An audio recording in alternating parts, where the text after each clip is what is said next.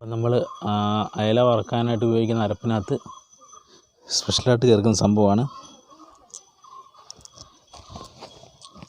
വാളംപുളി. വാളംപുളിയുടെ മിക്സ് ചെയ്തിട്ട് നമുക്ക് അയല വറുത്തെടുക്കാം. ടേസ്റ്റ് എന്തെങ്കിലും കൂടുമോ ഇല്ലയോ എന്നറിയാം. ഇന്ന് നമ്മൾ വറക്കാൻ ഉദ്ദേശിക്കുന്നത് അയല വറക്കാനാണ്. അപ്പം അതിന് വേണ്ടിയിട്ട് വേണ്ട ചേരുവെന്ന് പറയുന്നത് വറ്റൽമുളക്, പിന്നെ ചെറിയ ഉള്ളി, വെളുത്തുള്ളി, ഇഞ്ചി, പിന്നെ മുമ്പേ പറഞ്ഞ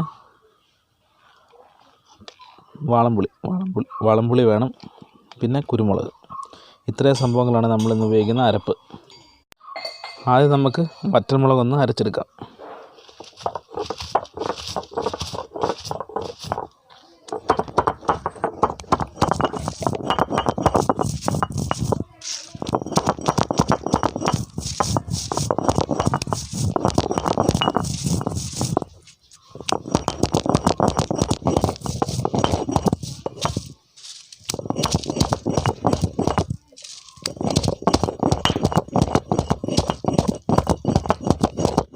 വറ്റൽമുളക് അരച്ച് ചേർത്തതിന് ശേഷം പുളിയും കുരുമുളകും കൂടെ അരച്ചെടുക്കുക.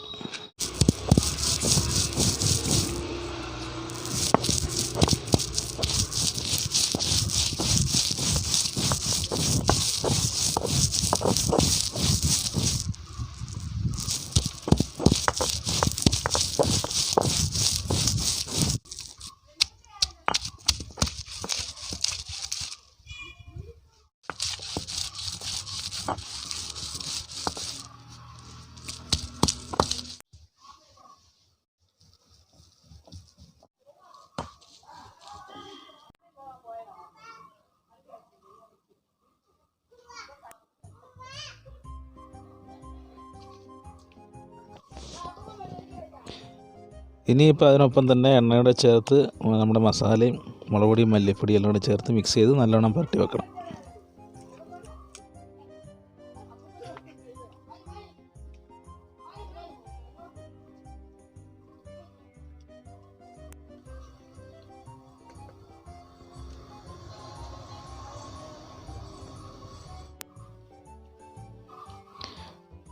അപ്പോൾ അതിലേക്ക് മസാലയൊക്കെ പിടിക്കാൻ വേണ്ടിയിട്ട് നമുക്കൊരു അരമണിക്കൂർ വെയിറ്റ് ചെയ്യാം.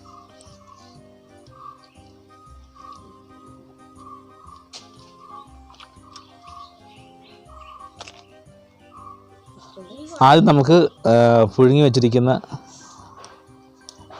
കപ്പയ്ക്ക് വേണ്ടിയിട്ട് കുറച്ച് കടുക് വറുത്തെടുക്കാം.